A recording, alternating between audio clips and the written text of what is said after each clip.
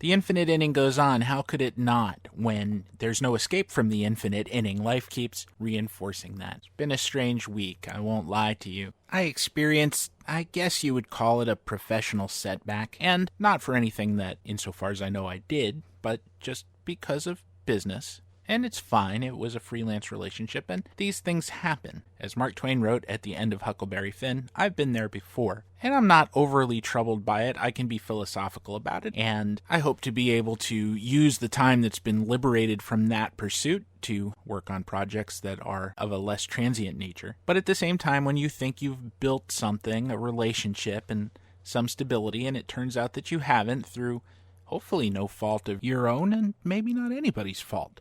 Or if it is, then it's the fault of some impersonal force like the marketplace or the economy. But still, it's a tough blow. And in the direct aftermath of that, I found myself reading Marcus Aurelius, the Roman emperor and Stoic philosopher from the 2nd century Common Era. And he said, "Nothing happens to anybody which he is not fitted by nature to bear." Well, fair enough, I can bear this. But is that true in all cases? And even if it is true, is there any fairness in it? And I found myself thinking of Fred Merkle and the 1908 Giants, and I'm not going to retell that story here in any detail. There are whole books on it. But as you probably know, if you've heard anything ever about baseball, Merkle was a 19-year-old first baseman on the New York Giants, and on September 23rd of that year, in a key game against the Chicago Cubs at the Polo Ground, he was on first base with 2 outs when the winning run scored, and in those days, fans exited the ballpark by going down onto the field and walking out of gates that led directly out of the stadium, and they were more likely just to swarm the field out of a general sense of excitement, or even be seated on the field in some ballparks when there were overflow crowds, something that influenced the outcome of at least one World Series game. And when the winning run crossed the plate, instead of advancing from first to second and touching the bag, Merkle simply made a right turn and headed for the clubhouse, which was located in center field. The Cubs noticed this. They retrieved the ball or a ball. They touched second with it. Merkle was declared out. The winning run was negated. The game went down as a tie. It was a ridiculous call that never should have been made by umpire Hank O'Day, who couldn't possibly have seen what had happened in a very chaotic on-field scene. And in any case, the rule about touching the next bag after the winning run had scored was never enforced at the time exactly because of these conditions. The players didn't want to get mugged as the fans came on the field, and any rule that's selectively enforced is by its very nature arbitrary. Nevertheless, the ruling was upheld by National League President Harvey Pulliam, who hated Giants manager John McGraw. One of my all-time favorite, totally tasteless baseball put-downs is that Pulliam was a depressed guy, I guess, and he later shot himself in the forehead and didn't quite do the job right and died in agony and blindness over the course of several hours. McGraw was informed about this and said very sensitively and thoughtfully, "I didn't think a bullet to the brain would hurt him." The two teams finished in a tie. The Merkle game had to be replayed, and the Giants dropped that 4-2 in another crazy scene in which Christy Mathewson was outdueled 4-2 by Three Finger Brown, and the Polo Grounds were so packed with people that there was the aforementioned overflow crowd on the field, and on the bluffs outside the ballpark, and on the ballpark roof, and even on the elevated train tracks of the New York subway system. And there was actually a fatality as a result of that, not because somebody sat on the third rail, although you'd think that from the descriptions, but he actually was crowded off of the platform and fell to his death trying to watch a ball game. People were really invested in the outcome of this race. They were invested in these games, and they were really invested in the fact, fairly or unfairly, that Merkle had messed up and it had resulted in this situation. The Giants lost the pennant, and for the rest of his life, Fred Merkle was called Bonehead. He played for another 20 years or so, coached a little, and even managed briefly in the International League. But in 1929, he was going to manage a club in Daytona, and he reported for work one morning, and someone said, "Hey, Bonehead." And as soon as he heard that, he simply quit.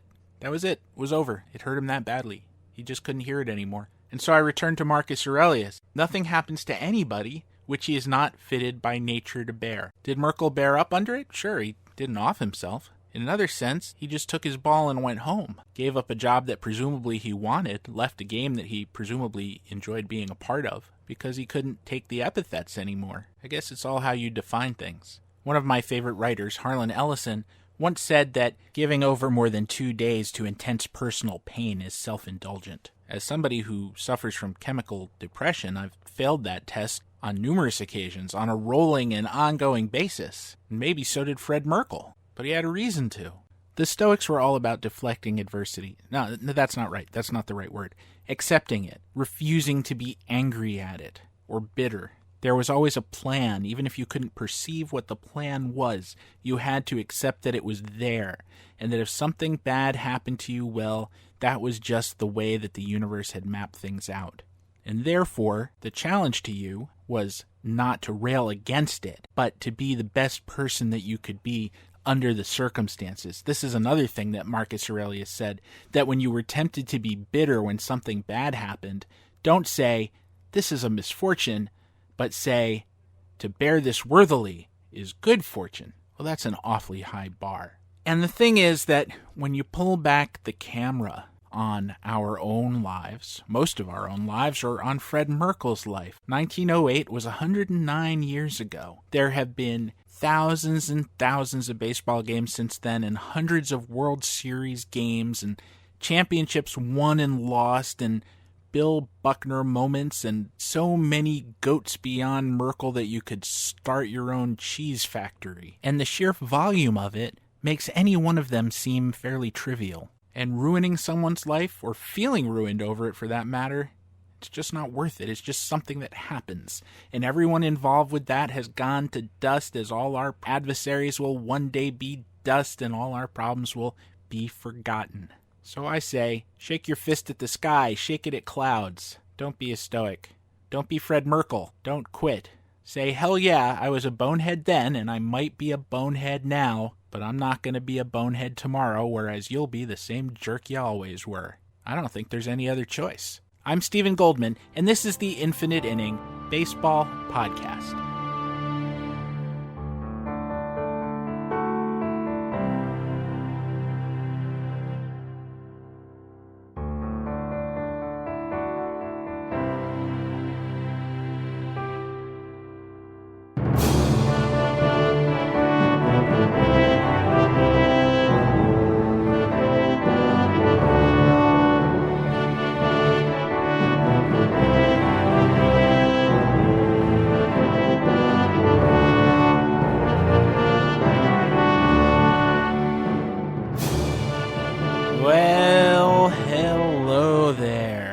The asylum walls reek with fear and human misery, and you ask Dr. Morrill for a pill that'll put you out. He says, I know some people who can make you disappear. Your leering skull just hangs in space and then it fades away. But before that, you hear episode 27. Did anyone think to check his credentials before they sign themselves in here? Welcome back to the show. This has been an ordeal of a week for me, not just because of the stuff I mentioned at the top, but because almost everything I touched turned to, well, I don't want to say the word. You know the Holly song, King Midas in Reverse? That was me. This isn't literal, I haven't gone bowling, but pretty much if I had, everything would have turned into a 7-10 split. It was that kind of week for me. And this show is so far behind as a result of that, because it was just fire after fire after fire, and it felt like I was simultaneously the arsonist and the fireman. You get so lost sometimes, and this is a writing issue in a lot of cases. You get so lost in revisions and drafts and trying to make all the chefs around you happy that you think you're helping, and at some point you're hurting. Ideally at those moments, you can push away. I was talking to a previous guest of this show, Mary Craig, about Zen and the art of motorcycle maintenance. One discussion in there that I've always found very helpful is about stuckness, and the idea that when you get to a place where you don't know what to do and you're tempted to force it, walk away. You are only going to harm things. This is why writer's block is generally something that can be overcome. This is true for other problem-solving issues as well. When you reach an impasse, push away from the desk, take a shower, take a walk around the block, do anything else. Play 15 minutes of video games. I know it's easy for 15 minutes of video games to turn into 15 hours of video games. I've done that too.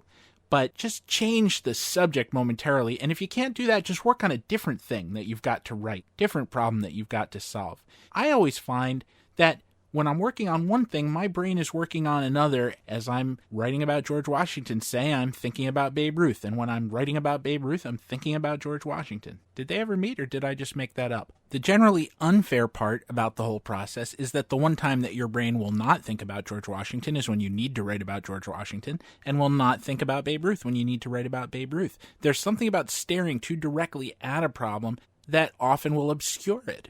I'm not saying that's always the case, but sometimes you just have to let things come to you. The problem for me this week was, even knowing all that, things snowballed so rapidly for me that I did not have the liberty to push away. I didn't really even have the liberty to sleep at some points. As a result, I just kept falling further and further behind, and my efforts kept becoming more and more inept. In a way, that's a bit like Gene Mauch trying to salvage the season as the Phillies fell out of first place in 1964, going to a 2-man or 2.5-man rotation down the stretch, Jim Bunning making 5 starts in 14 days, 7 starts over the last 21 days of the season. If a manager tried that today, I imagine they'd just fire him instantaneously. If you said, I'm going to pitch Clayton Kershaw every 2 days until either we win or he dies, well, he's worth a lot of money to that franchise, and however desperately you want to win that one pennant, you might win 5 if you have a healthy Clayton Kershaw, and none at all if you fry his arm in a Hail Mary pursuit of just 1. And it didn't go well for Bunning back then either. He had a 4.43 ERA in those starts, and people didn't have 4.43 ERAs then, or at least good pitchers didn't. The league average ERA that year was just 3.54. So I hope you'll understand if I don't tell you one of my usual extended stories here in this spot. I don't think I'll get the episode out to you in this calendar week if I do, but I promise it will be back in the usual way next week when I will talk to Paul Dixon about his new book on Leo DeRocher and what a conundrum it is to write about such a difficult and twisted personality. For now, though, I'm joined by my very good friend, Ben Lindbergh, who I talked about extensively on last week's show without ever naming him. We do go back to that this week and explain what all of that was about, and I hope you'll enjoy the conversation. I spoke to him right before the World Series started, and we agreed we would not do a World Series preview, but we talked about some associated issues, and as it turned out, we were Johnny on the spot with a whole lot of this manager stuff, and even anticipated Joe Girardi moving on a little bit, talking about some of his pros and cons as a manager. The only thing on that we didn't cover that I kind of wish we had, and I've seen this brought up on social media, that it would not be a legitimate reason for the Yankees to move on from Girardi just because they didn't feel he was doing a good job developing Gary Sanchez or working with Dellin Betances. And it seems to me that that is very legitimate, and that the Yankees, this was a long time ago, fired Bucky Harris, who was Yogi Berra's first manager, for exactly that reason, that Bucky did not think that Yogi Berra would make a good defensive catcher, and he kept sticking him in the outfield. He would not budge on that issue, and when they hired Casey Stengel, it was with the understanding that Yogi Berra would be his catcher, and he stuck to that and asked the reason for his success in later years, said, I never play a game without my man. And that man was, in fact, Yogi. He was the difference maker, the advantage that nobody else had. And there's a similar argument that was made by Hank Greenberg when he was the general manager of the Cleveland Indians. He was talking about Lou Boudreau and how Lou Boudreau was resistant to certain young players as a manager. And I hope you'll forgive me for the inexact paraphrase, but what he said was, look, the team spends a lot of money scouting and drafting and teaching these players. The player that reaches the major leagues represents the combined efforts of a lot of people, a lot of man hours, and a lot of dollars. And the manager at that point cannot say something like, well, I just don't like the cut of his jib, and sit him on the bench or demoralize him or do anything that is going to retard the progress of that player. It's presumptuous, it spits on the effort of a lot of people, and frankly, that player is much more valuable than the manager will ever be. I've written in other places about how in 1927, the manager of the Pirates, Donnie Bush, got into a protracted argument with outfielder Kai Kyler about where Kyler would bat in the batting order. Ultimately, rather than make Kyler happy, Bush just benched him. This is a future Hall of Famer we're talking about, a career .321 hitter, and he just sat him, including for the World Series. And yeah, that's the famous 4-game sweep by the Yankees, the Murderers Row Yankees of the Pirates. And I don't know if it would have changed anything had Kyler played, but so what? You don't do that. A manager's job is to give his team every chance to win, to select the 9 best guys who can win any particular game, not the 9 that he'd most like to have drinks with. Rather than fire Bush, the Pirates traded Kyler to the Cubs, where he continued to be a great player. Bush lasted just another year or so with the Pirates and is gone and forgotten. I'd argue Chuck Tanner is more remembered as a great Pirates manager than Donnie Bush. And so, whereas I do think that Girardi overall was a good manager, as you'll hear Ben and I discuss, if that was the issue, if player development was the issue of being friendly to the kids that the Yankees have got to integrate into the lineup in order to get under the payroll cap, not to mention to keep winning in an era in which they're old veterans and only veterans and nothing but veterans is not a viable strategy, then the only rational response is sayonara, Joe. And on that note, I'm going to say sayonara to me. I'll be right back with Ben Lindbergh after these messages from our sponsor, which may or may not be there. It's been that kind of week.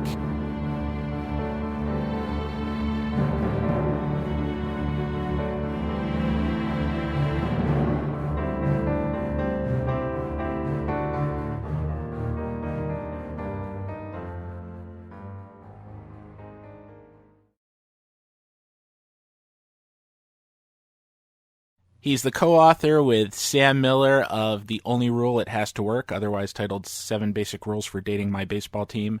He blogs and podcasts for The Ringer on every possible subject, not just sports, but video games and television series and whether he should learn to drive or not, which is something that we're all debating at his advanced age, even if we already do have a driver's license. He is also the host of the... What the hell is the name of the podcast? The Effectively Wild podcast. He's also the host of the Effectively Wild podcast on Fangraphs, as I have a senior moment. He's my good friend, Ben Lindbergh. How are you, Ben? I am doing very well. Thank you. Delighted to be back. I'm so glad to have you back. And for those who didn't somehow put 2 and 2 together when they listened to last week's show, I was talking about good friends who got married, and I have to admit now that that was you. Yes. And it's been, I guess, not quite 8 days, but I'm curious if 8 days later anything has changed. Yeah, I've been asked that a lot, and we appreciated your tribute on the previous episode. And people kept asking me leading up to the wedding, are you excited? Are you nervous? And I really wasn't, and I didn't want to minimize the significance of the event, but I guess we had just been together for long enough and living together long enough and are a good enough match that I just didn't really have any misgivings. Like you hear from some about to be married people that they were lying awake the whole previous night, staring at the ceiling, wondering if they were making a massive mistake. And that just wasn't me. I was posting a baseball podcast, as I often am, and watching a playoff game and worrying about whether I would have enough sleep to be able to repeat my vows. So that was about it. And I think we both really enjoyed the day, and we've reflected on it a bit in the week since and just been very happy with how it all turned out. But I don't feel very different, and I didn't feel like I was going to feel very different. And I'm taking that as a positive. I think that I don't feel as if my life has been disrupted by making this commitment formally. I had the same experience hundreds of years earlier than you, obviously. It was the same kind of basic shape to the relationship in that we had been together for quite a while, lived together for quite a while. We're married in every sense except the official one. Mm-hmm. And yet there is still sort of an emotional component to making that commitment that one has to recognize or cope with. I did anyway when formalizing it, and I felt very strongly about it. And like you, I enjoyed the day. The only thing that was really different for me after the fact was that night when I went to sleep, I was still wearing the wedding ring. Mm-hmm. And it felt like it weighed 1,000 pounds. Uh-huh. And I'm not trying to say that that was a symbol, and maybe I just wasn't used to wearing it. I have kind of big hands, so it's this rather large hunk of metal that is a little strange to wear if you're not used to it. And I do tend to take it off when I'm in the house. I wear it whenever I'm out, but I take it off at home because it gets in the way of typing or playing the guitar or anything, really. Yeah, that was one of the only things I was worried about, actually, was just having to attach this thing to my finger that I wasn't used to having there. And there have been times where I've felt like it's almost like a dog if you put a collar on or something and they're just fussing with it for the first time. And so I have kind of slipped it on and slipped it off. And at times I don't notice it. And at times I feel like it's the only thing I can think about is that there's this thing around my finger that I'm not used to having there. I don't think that signifies any deeper qualms about being married. I think it's just literally about having this thing on my finger that I'm not used to having there, and I assume that will go away eventually. Yeah, I think it will. I mean, you know me, though, because I had the exact same train of thought. Like, I'm having an anxiety attack now, and I don't think it's because I'm married. Yeah. It's just because, but I was like driving myself to that because, well, wait, am I really second guessing this? Or is it just that there's this uncomfortable hunk of metal on my finger? Yeah. And I found myself, like on our honeymoon, we would be in different vehicles or anything where there was a surface to bang it against. Mm-hmm. There'd be like a metal bar next to me and I'd just be going tink to tink, tink to tink, tink. And I had to stop that because I had to be annoying to other people besides myself. Again, I'm so happy for you, and I do think it's going to be wonderful for you knowing you both. And we'll revisit if you ever have kids, because that one does get strange. Yes. That things do change there, obviously, but not right away. They change gradually over time. And as I said to you at one point, it's not so strange coming home from being married if you've, again, been in that situation before. Mm-hmm. Neither of us was in the position of being the traditional nervous groom or whatever who'd never been in the same room as a woman before that they got married. But when you go home from the hospital with a baby, and then you're just home. And okay, now you have a baby. So what's on TV? You know, I mean, everything has changed, and at least for that moment, nothing has changed. Yeah. Well, I'm glad at least not to have to get the questions about when we're going to get married, which is maybe the one benefit that I've noticed so far. Although, yes, I guess people give you a little while to enjoy being married, and then probably they start asking you when you're going to have kids, or at least my mom has been asking that for years now, so that probably won't change. That can get so socially awkward, though, and there's so many things that you have to be careful about, because nowadays it's not automatic that people want to have kids, and they don't necessarily have to. There shouldn't be any pressure on them, or maybe sometimes they can't. One of the things that happened to me was when we did decide to, this is getting way down the road for you, but I'm going to jinx you in the same way that I was jinxed. I don't know if this is TMI for a baseball podcast or not. When we did decide, which was a couple of years after we had gotten married, that we would go for the whole children thing. And again, we'd been together for a long time. So in terms of real time, it wasn't just 2 years of our relationship. It was more like 5 or 7 or something. But we had a number of friends who had gotten married ahead of us and had trouble conceiving at that point. And it just, I think, was coincidence that we existed in this cluster of people who were slow to do that, or slow to reach that point for whatever. And it's not unusual that people have trouble their first time for whatever reason. I just think the body chemistry has to get in alignment or something. People would sit us down and they would start with that question. So you're going to have kids? Like, yeah, we're getting to that point. Yeah. Well, if you have trouble, don't see a specialist right away. Just give it some time. Don't feel a lot of pressure over it. And we would just get these lectures about like just how bad it was going to be to try to have kids, and just what a miserable experience it was going to be, and how to pick a specialist. And we haven't even started yet, and you've already got us going to fertility clinics and things like that. And it turned out that we didn't have anything like that experience. We were very fortunate. It almost happened too quickly. Where so many people had said this to me that I was like, all right, I'm in for a good 6 months of effort here, and it's going to be good. We're, And no, it wasn't anything. It was more like a week of effort. Oh, and then I'm sorry that you were deprived of that fun 6 months. Yeah, exactly. Well, but I got a wonderful child out of it. I had my wonderful daughter, who now, many years later, is at the point of hunting for colleges. And that's yet another life change that one has to go through, because I went from somebody who had considerable anxiety about getting married in some ways, had considerable anxiety about having kids, and now I have considerable anxiety about losing somebody who's become a very good friend to me, as well as just my kid, who I love on a biological basis. So it all happens really fast. And whether kids are in your immediate future or not, and I'm the last one to put pressure on you. But I do want to tell you that if you do have trouble, don't see a specialist right away. Just take it easy. Thank you for being the first to tell me that. So you have responsibilities. We're talking on the Sunday after the conclusion of the ALCS. And you have responsibilities to the Ringer and to Effectively Wild and other places where you're going to be doing World Series previews. So we're not going to talk extensively about that. And I don't think this is the place for it. In some ways, as you know, through our long association, I don't really like doing previews. They're the most ephemeral of content. They are out of date the moment the first pitch happens. As no plan of battle survives contact with the enemy, no preview survives the first pitch. So we don't really need to do that, and I certainly don't want to steal any material from your other venues and audiences who may likely feel very differently than me on this subject. But I thought what we could do, since it hasn't happened yet and you can't preview it, is we could review it. So how did you like the World Series, Ben? I expect to have liked it quite a bit, I think.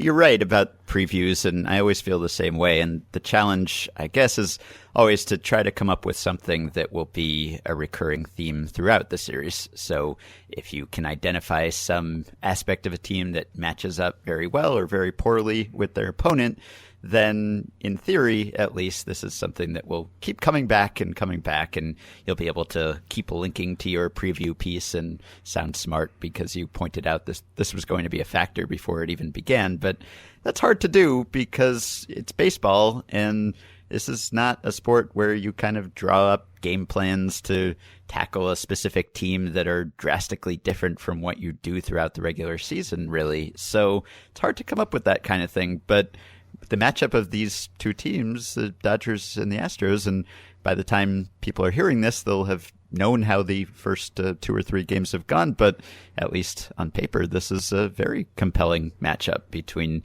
two excellent teams, kind of the teams that we probably would have expected to be here at the beginning of the season or early in the season when they were just running roughshod over their respective leagues. And there are a ton of compelling personalities and storylines here, whether it's Seager and Correa or Altuve or Verlander versus Kershaw, even if those two don't actually match up head to head. But between the fact that the Dodgers haven't won since '88, the Astros have never won, there's a lot to like here. See what you did there? So first you said that doing a World Series preview is really all about self-gratification. Mm-hmm. And then you segued into actually doing a World Series preview, even though I'd let you off the hook for doing that. You could have just kept going with my review theme and said, Steve, I didn't expect Jose Altuve to go 0 for 21 in the first 4 games. That was really painful to watch. But no, you just snapped right back into it. And old habits. It's societal pressure. It's an expectation that we don't necessarily need to fulfill. But I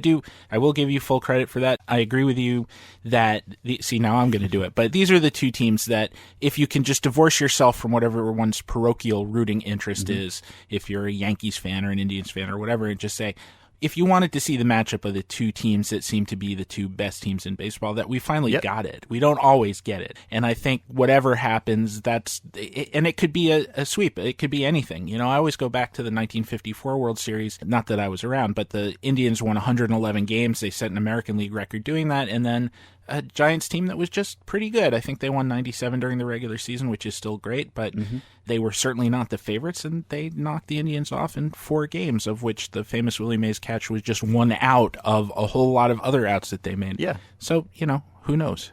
And last winter, we got the same thing, or last World Series, we got a matchup of probably the 2 best teams, or certainly one of them, and one that was well matched with the Cubs, and that turned out to be a pretty classic series, which was partially because of just the whole Cubs breaking the drought storyline, but also it was just a great series in its own right. So it doesn't have to be the case, of course. You could have 2 great evenly matched teams and end up with a lousy series. You could have a mismatch on paper that goes out to be a 7-game cliffhanger type ending, but at least in theory, this is what we would want at this time of year. And there are enough individual players who are really hard to take your eyes off in this series. I mean, some of the just most fun players to watch, let alone best, which they also are. But I think we're lucky to have this matchup.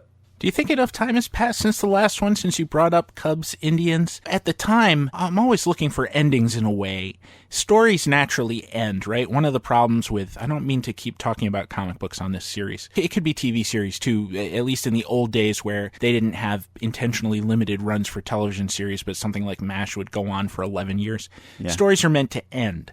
And so if you have 978 issues of Spider-Man, it gets to be repetitious after a while. And although if you read something like The Legend of King Arthur, it's a downer, it does have a beginning, middle, and an end, and you can walk away from it and say, well, what did I get out of that story? Even Game of Thrones has to end at some point. Mm-hmm. Baseball doesn't, and yet it seemed like And I felt this way in 1998 also for different reasons. The Cubs broke the 108-year thing. They played this incredible World Series that felt like it could go on forever and be inconclusive. And there were so many twists and turns. There were a lot of likable characters in it. I just felt like, okay, that's it. We're done. We don't need to do anymore. We've told all the stories in baseball that we need to tell. Yeah. I think I remember you talking with maybe Jesse Spector, I think, on an episode about that. And yeah, I mean, there's always another storyline that gets us excited. I did feel a little bit about like that too. I wrote something about how the best team had won and also the best story had won, and if you were going to just end baseball at some point, that wouldn't have been a bad time to do it. But I think in the long run we're happy that it keeps going on, and maybe it does get to a point where you feel like the seasons are starting to blur together, and I do feel like that sometimes. The more I watch and the longer I watch, I guess the less excited it becomes, or the harder it becomes for me to be as excited, because it's just another season in a perhaps endless string of seasons, and ultimately whoever wins this one will not be remembered for winning that one more than most World Series winners are, which if you asked me right now to name all the World Series winners, even over the last couple decades, I could do it, but I'd have to think for some years and try to remember who was in the series that year, who won the series that year. So yeah, I find myself getting more and more excited about other things, about how teams are built and maybe the macro changes that are going on in the game and the back and forth balance of power between the hitters and the pitchers and that sort of thing, more so than the standings and the pennant races and even who wins the World Series. Well, I'm grateful baseball went on, because if it hadn't, I would be now welcoming people to this show by saying, I'm Stephen Goldman, and this is the Infinite Inning Knitting and Crocheting podcast. So I am grateful for that. But you're right. And I think that just shows up, and this is another recurring theme on this program, kind of the difference between people like us who have been doing this for a living for a long time and people who are fans, because your interest becomes more objective, more high level. And I was going to ask you about this, actually. It's funny that you bring it up, because as I was watching the game last night and also keeping a weather eye on Twitter, I saw different people who are ostensibly professional baseball writers but haven't reached that point, I guess, that they are fans first and baseball writers second. I made this observation to somebody else in our field recently, that there is a big difference between a fan who writes about baseball and a writer who is a baseball fan. And I felt that in some cases it was not becoming, and not just because you're supposed to be objective in our role, but because you end up sacrificing so much of the analytic approach that people like us are supposed to be nigh religious about when you start going down the road of special pleading for your team. And, I haven't seen you in the longest time express that kind of affiliation. Mm-hmm. Am I right that you began like I did as a Yankees fan? Yes, yeah, that's right. And I think we both gradually lost it, and it was never something that I set out to do. I never sat myself down and said, if you want to make it in this business, you got to give up your fandom, and you've got to, no cheering in the press box and all of that. By the time I got to the press box, I wasn't really inclined to cheer anymore. And I think maybe that was partly as a result of working for the Yankees for a time in school and shortly after school. And I know you had a good friend other than me who worked for the Yankees too, and you kind of get a peek behind the curtain, and not that I had a bad experience there, but it just becomes a business in a way that it doesn't when you're a fan. And between that and between being forced to pay attention to every team, it just sort of overrides that exceptionalism that you have when you're a fan of one team only and you watch that one team every day, and everything having to do with that team just seems more interesting and more exciting. Once you start following the league as a whole, I think it's harder to maintain that viewpoint. So I sort of lost it. On the other hand, there are really excellent writers both of us respect that have not lost that. And I know you talked to Grant Brisbee on an earlier episode about that, and you have someone like Will Leitch, for instance, with the Cardinals, and I don't think you necessarily have to lose your objectivity or your ability to analyze things impartially if you can maintain that fandom. And if people are able to do that, that is great. I would feel a little strange about it just going into clubhouses and with the access that I've gotten in recent years, if it were known that I had one team's fortunes kind of higher in my mind than another, I would feel a little misgiving about that, I think, but it's just not a conflict that I've really had to reconcile because for whatever reason it went away for me. I don't know if I've ever said this publicly before. I've only met Will Leitch a couple of times. We have friends in common, but have not hung out together. And he feels very strongly about what you just brought up in the way that you just said it, and about maintaining your fandom. Mm-hmm. I met him at a very crowded reading that he was doing, and there was kind of a social hour, a cocktail hour beforehand, and it was very loud, and I don't hear very well in those circumstances, regardless of years of headphone listening and things like that, and I start losing the conversation, and in this case, there was a DJ. He and I and a couple other people, I don't even remember who, were having a similar conversation. This was a long time ago now, too, so it's evidence of how long this has vexed me, but I said something about how I get very uncomfortable with people who say we, as in we need a new third baseman, mm-hmm. and they're not shareholders or the manager of the Cubs or whatever. They're just fans, and I always think, who's we? And part of that experience was, as you alluded to, spending a lot of time behind the scenes at the Yankees, and maybe it's changed, but at that time, the bifurcation between we and they, as far as they were concerned, was very clear. Mm-hmm. And there was no we, there were only customers, and customers maybe putting it too nicely. And so I felt really uncomfortable with that. And I said that in front of Will, and Will got very animated, and he said, "No, you're wrong." And at that point, the DJ really jacked up the music, and he yelled at me for the next 10 minutes, I would say, and I did not understand a single word that he said. I just watched his mouth moving. I nodded politely where I could, and then he stormed off, and I've never followed up with him on that. And I've always felt a little bad about it, A, because I really like his work and he seems like a decent guy, and the other is I have no idea what I agreed or disagreed with. And possibly he walked away thinking, well, that Steve guy is great, he agrees with everything I say, or that Steve is a complete idiot. And I need to follow up on that at some point. It's probably not something he's ever thought of or even remembers, but for me it was sort of a semi-traumatic moment. Well, yeah, I used to say we when I was a kid, as many fans do, and this was something that our mutual friend Kevin Goldstein, whose Astros are in the World Series now, go Kevin, he used to rail against we when he was a public baseball person, and he used to mock people for saying we and question who's we. And now he says we about the Astros because he really is part of the Astros, and so he is entitled to say we.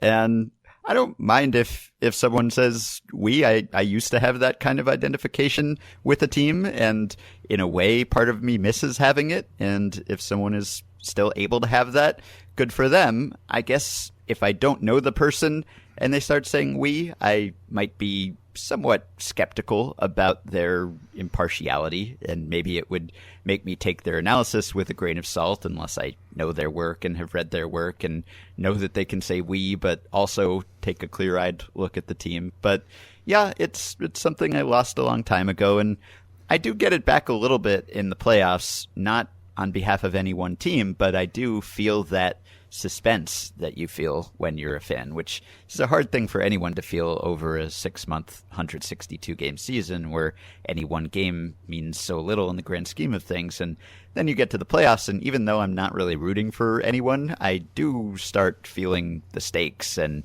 the anxiety, and really no matter what happens, because I'm not pulling for one team, so if something good happens for one team, I might feel bad for the other, but I do welcome that feeling of the heightened stakes that come around at this time of year, because that long slog of the season it's comforting to have games in the background every day and every night. But once you get to October, and I know you've had this discussion on the podcast too about how divorced the postseason is from the regular season, and how it seems as if you should almost crown a champion in the regular season and then just play this exhibition tournament for fun almost. But for whatever reason, we ascribe so much importance to the postseason that I really am kind of hanging on every pitch in a way that I don't during the regular season, and I welcome the return of that feeling every October. Oh, I agree with that part. I do feel the emotion at work, and it doesn't matter what the team is. When they have the post-game interview with the losing manager, and you can see the emotion in them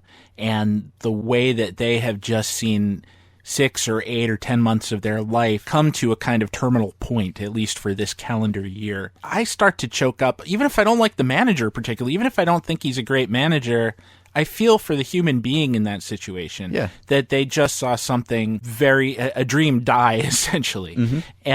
And you're not human if you don't relate at that moment. Yeah, particularly if it's a manager who's at the end of a contract or maybe at the end of a career, which is something that we've seen this postseason, whether it's Joe Girardi, who is up at the end of his contract, could be back, but we don't know yet, or Dusty Baker, for instance, who was let go, not renewed, and at his age, you're not sure whether he'll be back for another go-around somewhere. So even more poignant in that sort of instance. I wanted to ask about Dusty, because Dusty's a really good example of that, in that Dusty is not a manager who has a great reputation with we sabermetric types.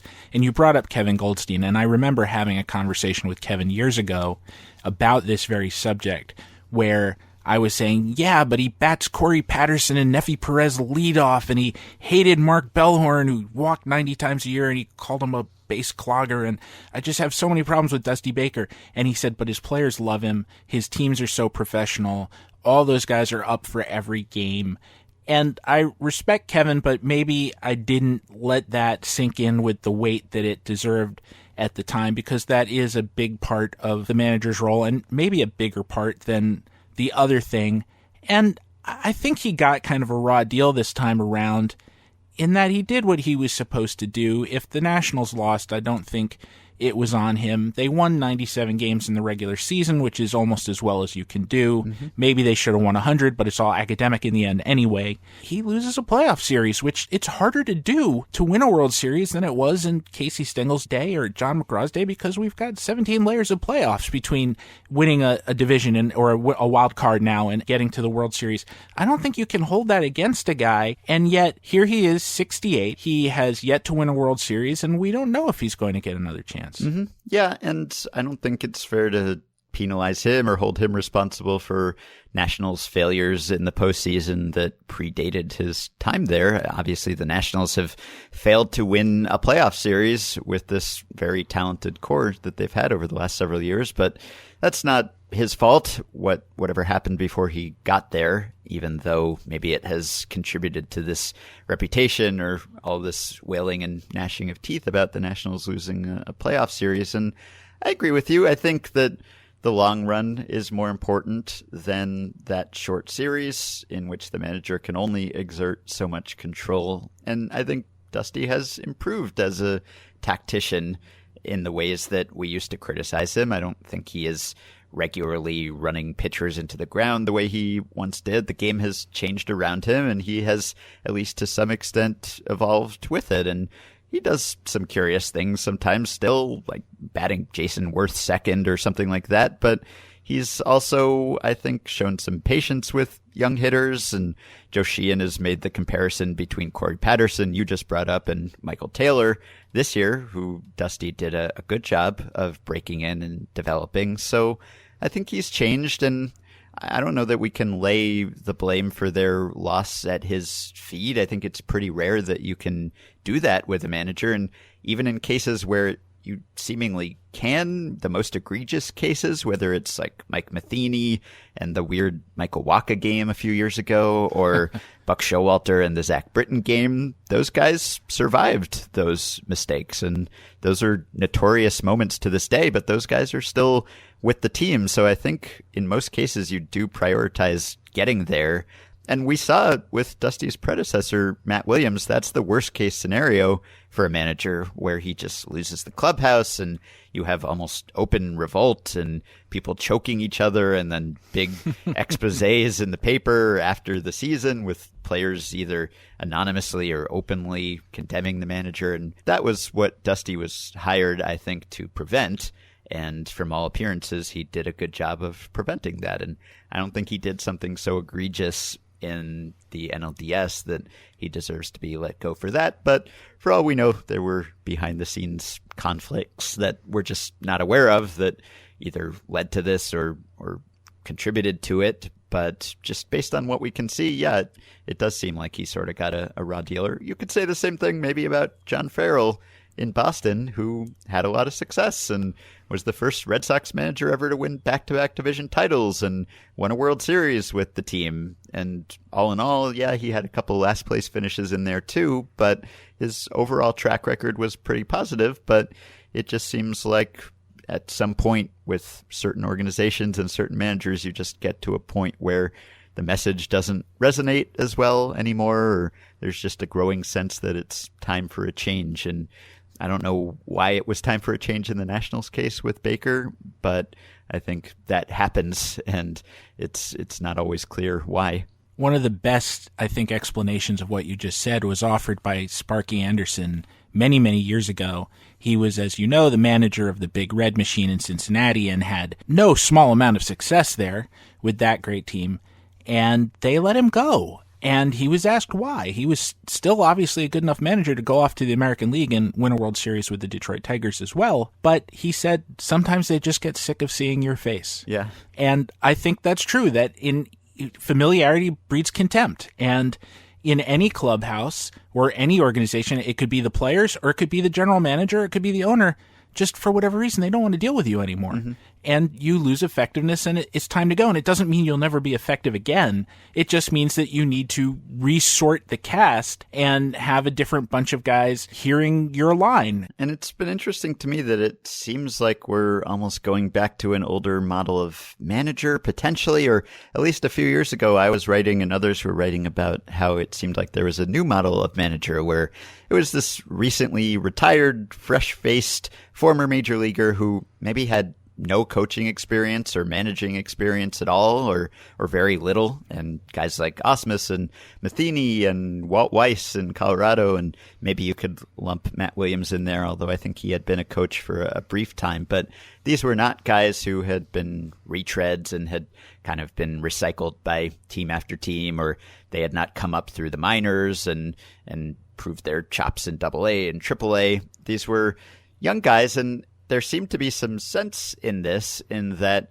the game was kind of skewing younger, and maybe these guys were young enough that they could interact better with young players, and maybe they weren't so set in stone and set in the old ways of managing and tactics and strategy, and maybe they'd be more amenable to input from front offices, which is more and more an important thing for those two sides to work together and for front offices to be able to give input or instruction to managers. So it seems sensible on the surface that teams would be going this way, but the track record is mixed, to say the best, you could say, I guess, right? With Ausmus and Matheny, who's still there, but has never seemed to really been someone that players have warmed to, or certainly that sabermetricians have.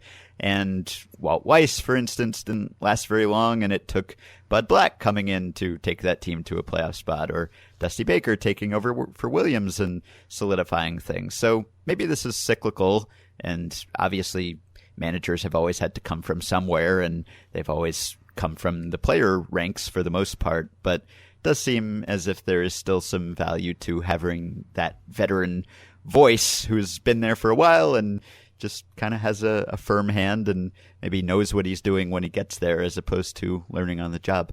Steve here, forestalling my own witty rejoinder to Ben's bashful banter by proclaiming this here to be an ad break. Will it really be? I don't know. It's very hard to separate the performance of any manager from their team, obviously. Yeah. So A.J. Hinch is another example of the kind of thing that you're talking about, where he started with the Diamondbacks and whether he didn't have the experience to do well there or he just didn't have the awesome array of tools at his disposal that he does in Houston is hard to say. But I do think that we can extrapolate a further example from that and from a couple of other guys who were in the playoffs, in that Terry Francona, say, when he was first manager with the Phillies, was not, at least from my vantage point, a very good manager. And I remember a lot of games where Curt Schilling had thrown 110 pitches in the seventh inning or something, and Francona would go out to the mound to take him out, and Schilling would say, "I am not coming out," and Francona would say, "You are not coming out," and would just walk back to the dugout. And I felt like he was intimidated, to be honest. There were some late losses as a result of that because Schilling wanted to stay in the game and Francona let him. And then after losing that job, he was the bench coach for the Oakland A's, and he seemed to have received the gospel to some degree in terms of sabermetrics and in terms of more intelligent lineup construction. And when he went to the Red Sox, he was working for Theo, who it was understood from the outset he would be continuing to ascribe to that religion, and he was happy to do it. Now, with the Indians, he has varied a little bit more because I think they don't keep things as buttoned down on him. But he's a pretty good mix, it seems, of all of his experiences. Mm-hmm. And what he went through, and Hinch having lost one job and then gotten another, there is the possibility of growth in people. Not everyone changes, not everyone learns something, but the experience is valuable, as we're seeing. Yeah, and of course there's so many examples of managers who've started out with lackluster records and then hooked on with the right team at the right time and suddenly were geniuses, whether it's Joe Torre or Casey Stengel, just guys whose record was run down early in their managerial careers because they were managing lousy teams that no one could have done anything with. And then suddenly they get to a good team and it turns out that they are good at the job, or at least not bad enough to sabotage what is already a really good team. So I'm always looking out for that, for instance, with someone like Manny Acta, who seemed like a smart guy and was interested in analytics and seemed to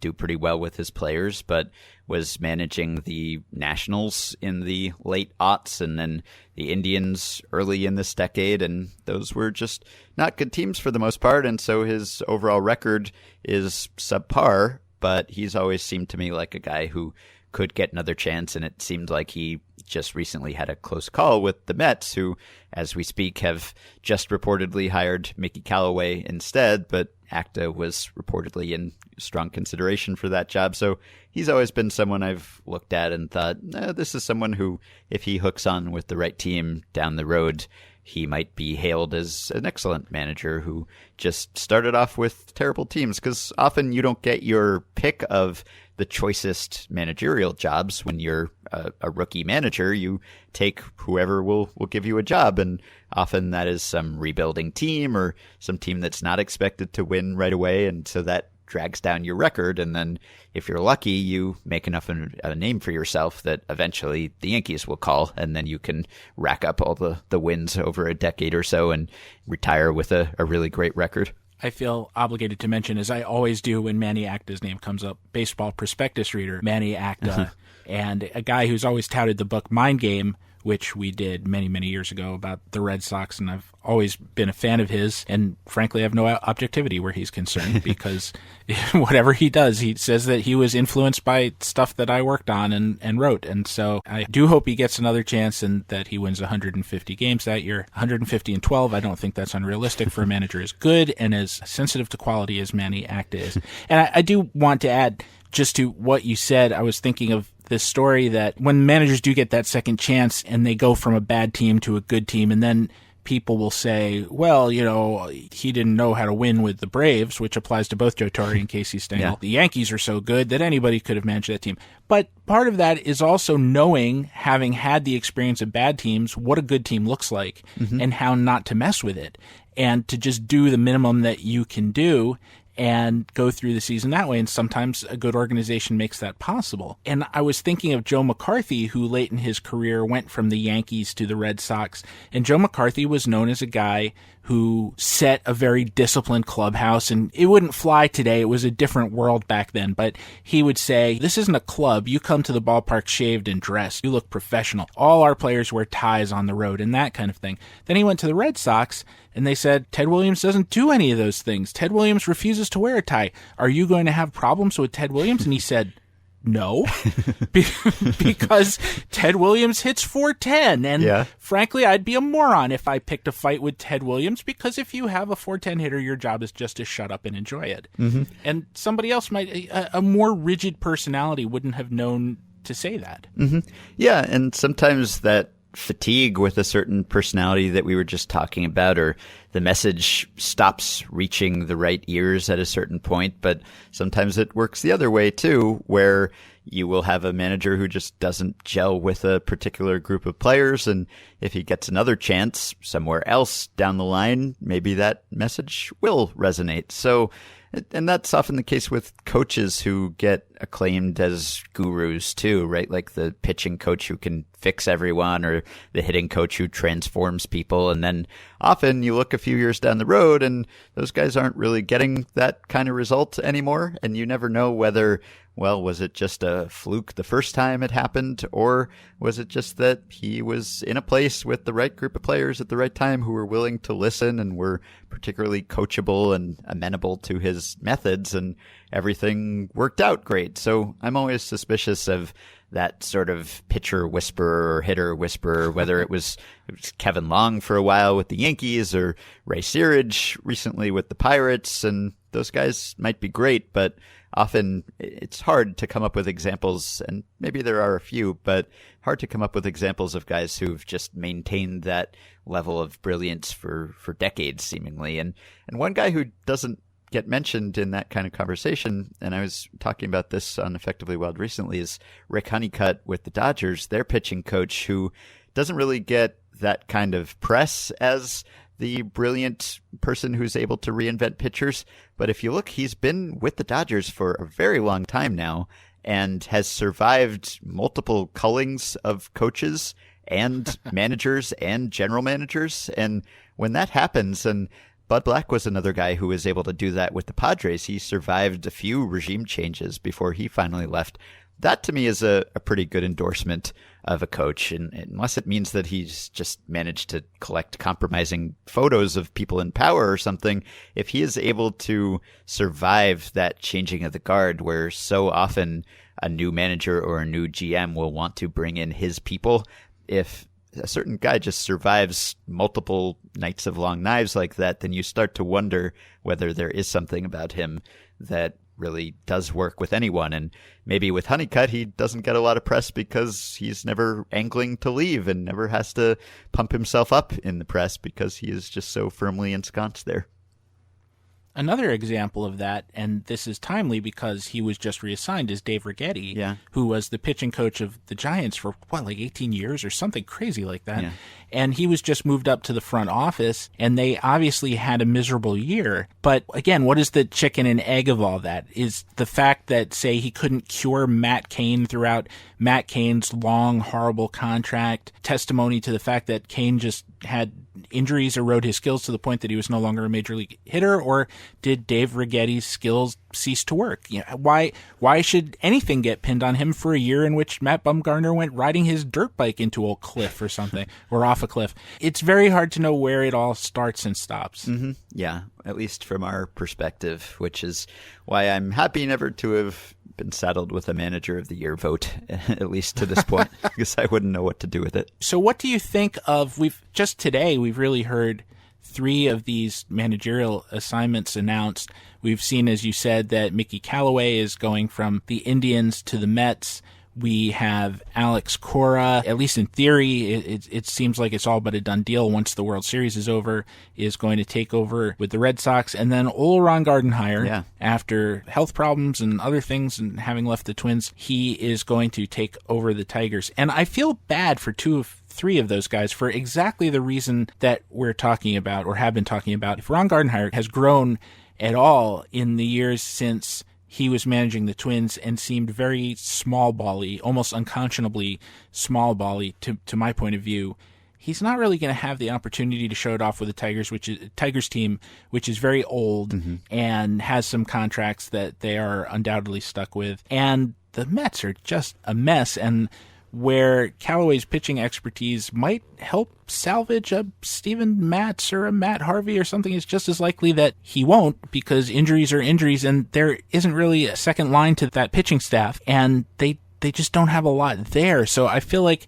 these guys could go on the Manny Acta pile whether they deserve to or not. Yeah, very possibly. I guess the one thing in their favor is that they are not following beloved legends, but people I think fans were largely sick of, and at least in the Mets and Tigers case, coming off seasons that everyone was eager to see end. So in that sense, they don't have a whole lot to live up to. Maybe expectations are low. You'd almost figure that the Mets can't be worse, both in terms of wins and losses, but also just front office and clubhouse dysfunction and injuries.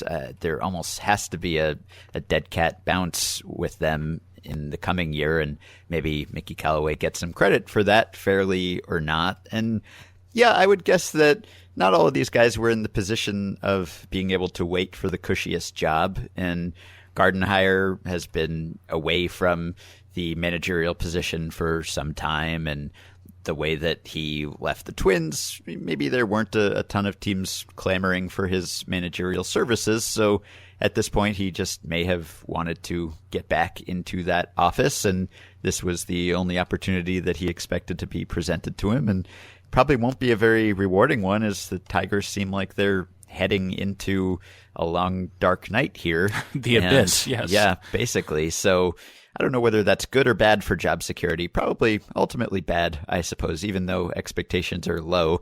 I think losing is never good for a manager's job security, even if I think ownership knows that there's some amount of losing baked into his tenure here. But, he's 59, which is actually younger than I would have guessed that Ron Gardenhire is if you had asked me a week ago. But a veteran manager doesn't always get to choose and pick the choicest position, and someone who has never managed before doesn't always get to pick that first opportunity and have it be the best one possible. So I don't know I don't have any personal insight into these three, but I think given the way the tenures of their predecessors ended, at least in a couple of cases, and you'd have to think that just having a pitching coach managing the Mets can't be a bad thing at this point, just because it seemed like Terry Collins and that whole regime was just seemingly so blind to the risks that they were subjecting some pitchers to. And if anything, you would think that a former pitching coach would have a clearer sense of that sort of thing, which would be a huge victory in itself for the Mets. I always think of Ron Gardenhire as having been kind of star-crossed in two ways. The Mets had reacquired Tom Seaver and then didn't protect him in, I don't remember if it was the Rule 5 draft or some winter roster movement, but they did protect Ron Gardenhire.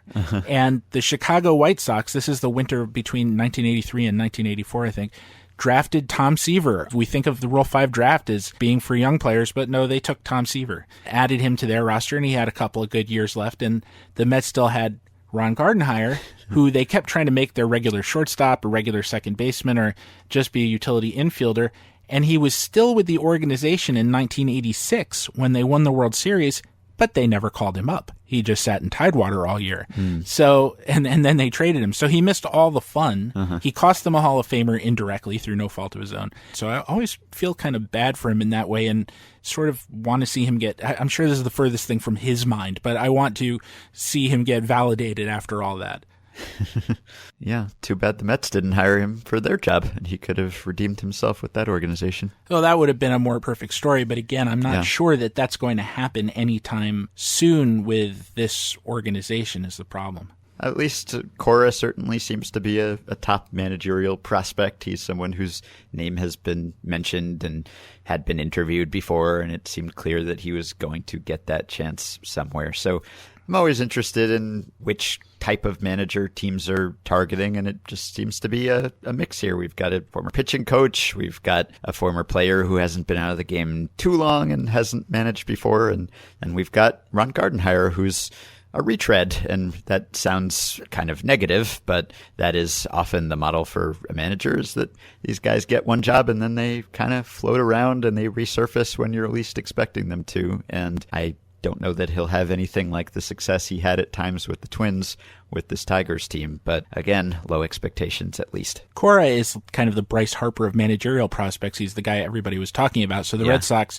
showed good taste at least. I just feel like unless Dave Dombrowski fills the David Ortiz-shaped hole in their lineup, that the manager is not going to be all that important. There's one other thing that occurred to me, that even though we've just been saying that it's important to have empathy and treat these managers like human beings, I did want to see Brad Ausmus summarily cashiered at one point this season, in that there was a game at Yankee Stadium in late July in which he started Michael Fulmer, who was the 2016 Rookie of the Year, and Fulmer pitched 6 innings and only threw about 100 pitches in that game. But he had one very bad inning where he just couldn't get the side out, and he threw roughly half of those 100 pitches in the one frame. And I feel like we've learned, and that managers should know this, that it's not just the overall pitch count for the game. It's sticking somebody on a pitcher's mound for literally an hour and having them throw pitch after pitch after pitch. And this may be a case of a logical fallacy of after, therefore because, but Fulmer did indeed have arm problems beginning right after that start. Yeah, there are certain cases like that where we might say that's a fireable offense, or, just pick out one instance of terrible tactics or talent mismanagement or personality conflict and just say, if I had a manager and he did that, that would be it. And I would be looking for new candidates the very next day. And sometimes that happens. Occasionally that happens. Maybe like the Grady Little situation is kind of the classic example of that, where you make one decision to leave a pitcher out too long and everyone sort of senses that it's a mistake as it's happening and it leads to a costly loss. But I think that's probably more the exception than the rule. And maybe that's just because of the personalities involved and the emotions, and you get to know this person and maybe you hired this person. And so in a sense, it reflects poorly on you if he fails and you admit that he failed. And, you have to interview candidates and you have to hire a whole new coaching staff and you have to worry about whether this manager will work well with this group of players. And maybe it's ultimately just easier not to make that call and to say, well, this was a one-time thing and we'll talk to him about that mistake. We'll hope that he doesn't make that specific mistake anymore. People were talking about Joe Girardi's non-call for a replay review in the ALDS on that hit by pitch with Lonnie Chisenhall, or, foul strike hit by pitch, as a potential fireable offense. And I don't think it turned out that way because the Yankees ended up coming back and winning that series, which kind of took the heat off of Girardi to a certain extent. But, say they had lost that series and say you had been able to pin it on Girardi. Is it worth ending this decade-long relationship with a guy who has won a World Series for your team and has, for the most part, run a pretty tight ship and has avoided a whole lot of drama in the New York market and doesn't seem to be disliked by most of his players and has some positives as a tactician too? Is it worth it to end that long relationship over one egregious mistake when it's probably not a repeatable thing? Like we saw even, I think maybe in the ALCS, he called for some replay review that was kind of frivolous, like it probably wasn't going to get overturned, but he actually said in his post-game presser, I'm not going to make that mistake again of, being too stingy with my challenges. And that's the kind of thing where you never know if the manager is going to learn from that mistake and maybe never make that specific mistake again. And maybe that mistake is reflective of a larger failure to think in the way that you want your manager to think, but maybe it's not. Maybe you can actually learn from that mistake. And so to jettison that manager as soon as he has that sort of trial by fire would be to pass up all of the benefit of learning from experience. See, that's an example of where the human story does affect me and I feel moved by it in a way, because I feel certain that after having been ripped so hard for that non-decision, that Girardi is probably calling replays when he puts on his socks in the morning, when he goes to the diner and orders bacon and eggs, he brings a waiter or waitress back and says, wait, what did I say? Play that back for me? Because it really was hard on him. And at the same time, if you have watched Girardi through the 11 years that he's been a major league manager, it was, if not predictable, because it was a weird and unique situation, at least understandable because he is a guy who is very true to his engineering background. He is about processes. He is not about improvisatory, that's a hard word, thinking. Yeah. He's about, and I've written this many times, that this guy's the 8th inning guy, that guy's the 9th inning guy, and he can't get out of that. He doesn't want to get out of that. So if a situation comes up in a game where maybe the 9th inning guy would be better in the 8th inning, he has a very hard time doing it, at least outside of the playoffs. Yeah. And so when you get into a situation where it's like, well, normally we get the word from the coach 3.9 seconds into the review process, and I hold up my finger at 4.4 seconds, and it just didn't happen according to that schedule, so I couldn't decide what to do. I sympathize with him, not because I'd want to live my life that way or I even understand it exactly, because I just know that the world, the universe, random chance cooked up this situation that was perfectly designed to mess with Joe Girardi's mind. Yeah, and to be fair to him, I mean, when you have a bullpen of the 6 unhittable guys the Yankees had on this year's bullpen, at least in the second half, or in previous years with Chapman and Betances and Miller all in the same bullpen at the same time, it's almost okay if you have a 6th inning guy and a 7th inning guy and an 8th inning guy and a 9th inning guy, because they're all great guys and you can't really go wrong with any of them. So I think that weakness, if it's a weakness, it's maybe more troublesome if you don't have that depth of talent, where the manager is repeatedly bailed out by the fact that almost any call to the bullpen he makes is going to be for a great reliever. Well, no, definitely the recent makeup of the staff has mitigated that, but he's also been saying that stuff his entire career. So I feel like it's a little, and maybe that's a testament to Brian Cashman saying, well, I have this guy who he needs a menu, and I'm going to give him that menu. And it happens that that's a way to win ball games right now anyway. And that segues very nicely to my last question for you, as we have flown through an hour. We have, and I think it was Brian Kenny who came up with this term, bullpenning, and this goes back to that last World Series we were talking about, where Andrew Miller comes out of the pen at any time, not just the times that have become traditional for relievers to come out of the pen. It's not necessarily about closers. It's about having stoppers in the middle innings, sort of Goose Gossage style. And we've gotten to the point sometimes in this year's playoffs now where starters aren't making it through the 4th inning or to the 4th inning. And on one hand, I think it's optimal. You can't do it during the regular season because you would blow your bullpen out by about May 15th. But I do also feel like if you don't have Joe Girardi's bullpen, if you don't have a manager who's very astute about which relievers to call and when, you can get into a situation where you're sorting through arms until you find the bad one. And then you can lose games. We haven't seen a ton of that, to be fair, but I just feel like it's something that's going to happen. And I wonder, as somebody who thinks about the mechanics of the game a lot, what your feelings are about this latest innovation. Well, I think managing in the postseason at least definitely required less flexible thinking in the past, where teams more or less played in the postseason or managed in the postseason like they do during the regular season, and the schedule was a little different. There weren't as many off days, and maybe teams just weren't quite aggressive enough, really, in retrospect. But in the past, if a guy, say Charlie Morton, for instance, in the 7th game of ALCS between the Yankees and Astros, he had thrown a scoreless 5 innings.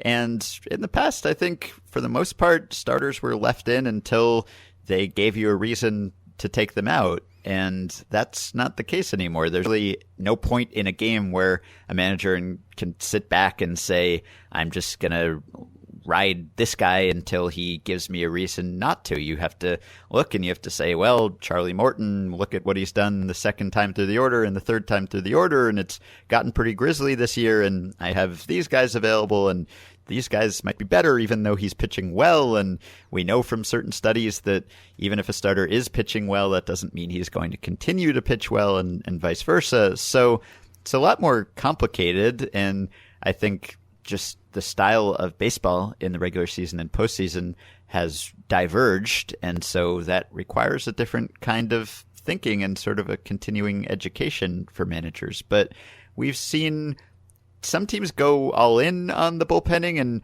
others seemingly want to avoid their bullpens entirely if they can, which, going back to the Morton game, I think A.J. Hinch was very happy not to have to use anyone in his bullpen and just to be able to go from Morton to another starter, essentially, in Lance McCullers. And, of course, we saw he was happy to have Justin Verlander pitch a complete game earlier in the season or earlier in the series. And if you look at the Astros' regular season performance, their bullpen was pretty strong. And the guys who were on that playoff roster were good during the regular season, but for whatever reason, just have not performed at all in the postseason thus far. And you could say the same about the Cubs bullpen, where maybe Joe Maddon was making the wrong decisions at times, but any decision, you wouldn't have expected it to backfire to the degree that it did with him, where Cubs relievers were allowing like a run an inning, it seemed. And at that point, I don't think you can even point to the manager and say, oh, this was not the optimal matchup, because at a certain point, the players have to get outs. And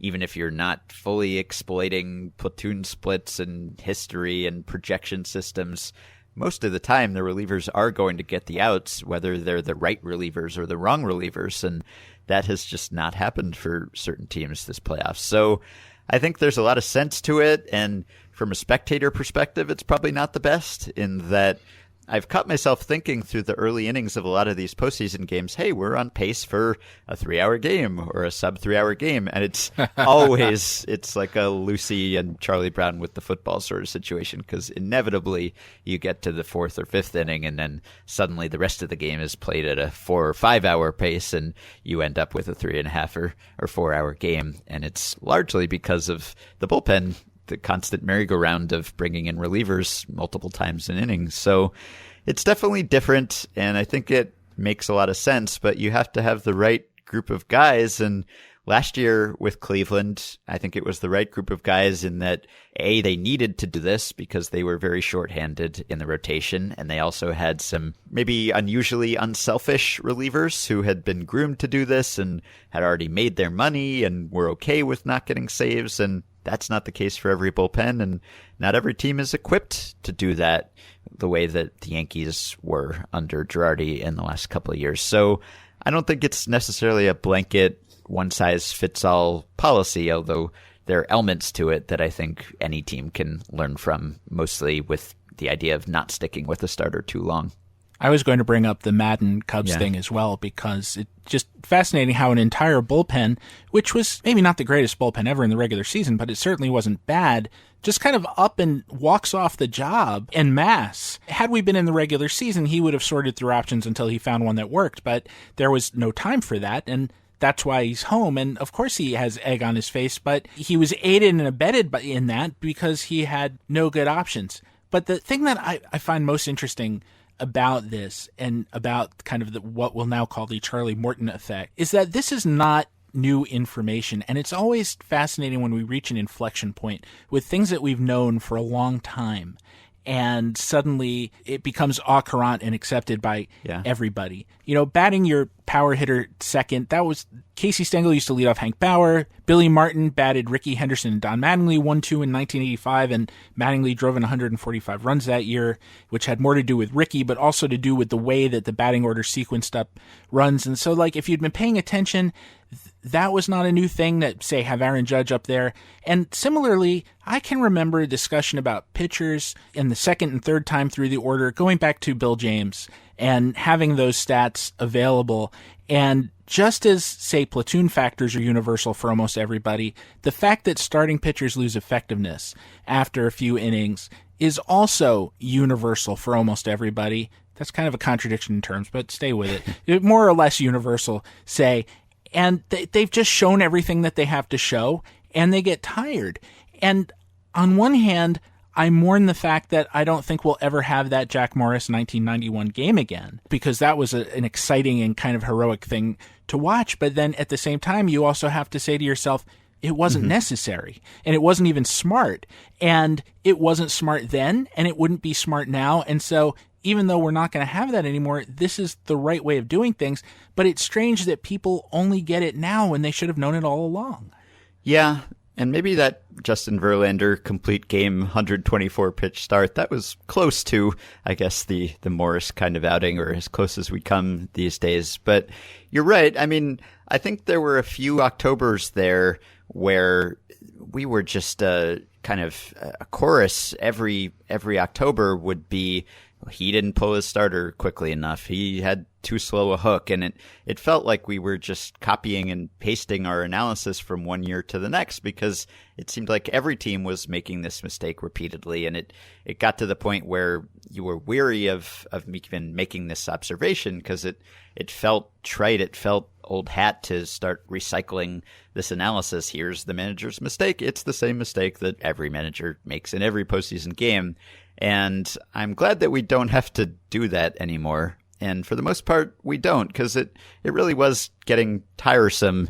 And maybe we just wore everyone down. We repeated that refrain so many times that it did eventually bleed into columnists and broadcasters and people who were maybe not at the cutting edge of being aware of this data. And then once it reaches that kind of critical mass, then to the point where the manager will be chastised for not taking out the starter, instead of in the past where the manager would be chastised for taking out the starter who was pitching well. And I think that pendulum has swung in the last couple of years. And you're right. I mean, that insight was out there for anyone going back decades, but it's just so easily available now, and it's on Baseball Reference, and you can go to the splits page and it's staring you right there in the face, and there's just no excuse not to know it anymore. And I think managers have, by choice in some cases and by necessity in others, just become more subject and more receptive to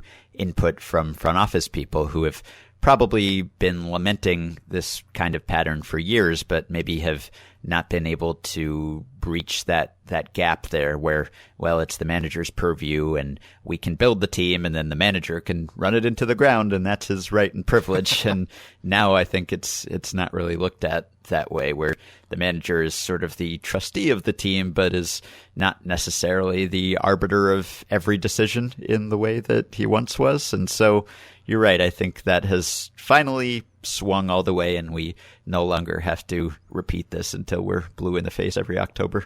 I do think some of it is the rise of the analytics department, some of which are populated by old pals and colleagues of ours. And I imagine that they might have started bolding that section in red font or something like that. Yeah, my family once took a trip to Virginia Beach, Virginia, and I'll never go back, because I guess parking is in very short supply in Virginia Beach. Every private property had its own no parking signs that were increasingly hostile. I remember very vividly a number of them that said in big letters, "Don't be stupid." And I just imagine that analytics reports on leaving your starting pitcher in for more than however many pitches or innings come with that now. Don't be stupid. Yeah. Like, I mean, it's one thing to get second guessed by fans and by journalists and so on. It's another thing to get second guessed internally. Yeah. That can kill a career real good. So that might be what it really is. And I think even the players are hearing and reading this, and they're on Twitter and they're seeing the same things that we're seeing or saying. And so, I mean, Buck Showalter was just lambasted last offseason for the mistake that he made in using Ubaldo Jimenez in that game. And I don't know if we can draw a direct line between the criticism that he took for not using Zach Britton and then the innovative bullpen usage that unfolded for the rest of that postseason. I think that's probably too simplistic to draw a direct line there, but I think that was a lesson to other managers. Don't make this particular mistake. And we have continued to see it, which, you were just talking again on this podcast about Joe Maddon seemingly making maybe not quite as egregious an example of that mistake, but in the same genre, certainly, and justifying it in the same way with not using Wade Davis and then citing saves as an explanation for that. So I don't know how that has still persisted, but I think we've gone from the point where in the past, if a manager did something like that, then only a few eggheads on perhaps influential industry sites, but not well-read publicly or in a larger sense or among casual fans sites would start criticizing them. But now it's crossed over to the point where you'll get asked about that by the beat writer and by the post-game person who's doing the TV interview. And it's not kind of cordoned off on this analytical corner of the internet anymore. It's everywhere, and you can't avoid that scrutiny. Ben, thank you so much for taking some time out to come by. I hope there's a really good video game that you're going to go off to after this to review for The Ringer. I never have time to play them anymore, but I kind of like to think about playing them and keep up with which are the good ones. I hope that there's a good one in the offing. Our mutual friend Mark Normandin was trying to get me psyched for the Castle Wolfenstein sequel. It comes out this week, as does a new Mario game, or as I say, being from New York, Mario game is out this week. So I will probably be playing that as people are listening to this. See, the one exception I might make to the fact that I don't have time to play video games, and it's very strange that this is an inherently political comment here in 2017, I like games where I get to kill Nazis. And when games like Medal of Honor and Call of Duty went away from World War II to other venues, some essential joy went out of my life. So, well, this is the time to get back in then, because Call of Duty is going back to World War II. That's next week, actually. So this is a good time for Nazi killing in video games. That must say something about the overall culture as well, but we'll save that for next time after you've had some chance to digest those games. Once again, Ben, thank you very much. Thank you.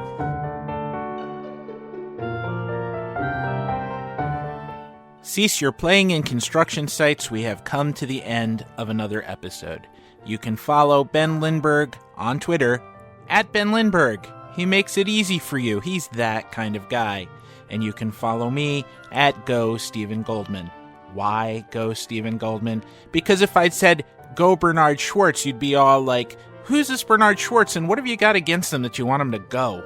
You can also write us at infiniteinning@gmail.com. I don't know who this us is. It's me, okay? It's just me. And please rate us at the podcatcher of your choice. I will be most appreciative. It helps bring the show to the attention of the great masses. And without them, without you, I am nothing. That's not false humility, it's just true. Our producer informs me that forgiveness is the most noble of human qualities. My counter-argument, yeah, but you're not human, so... Our theme song, which you are hearing part of now and have been listening to throughout the episode, was co-authored by myself and Dr. Rick Mooring, who begs me not to delve further into his ordering habits at Denny's after college all those years ago. I will accede to his wishes, but I will tell you that he has no reason to be ashamed, as he wasn't the one who ordered moons over my hammy. Wasn't me either. Well, if the Grand Gerbil Army doesn't emerge from microscopia after losing their war with the high hamster hegemony and gnaws through all my cables, I'll be back next week with Paul Dixon, and we'll have more tales and discussion from inside the Infinite Inning.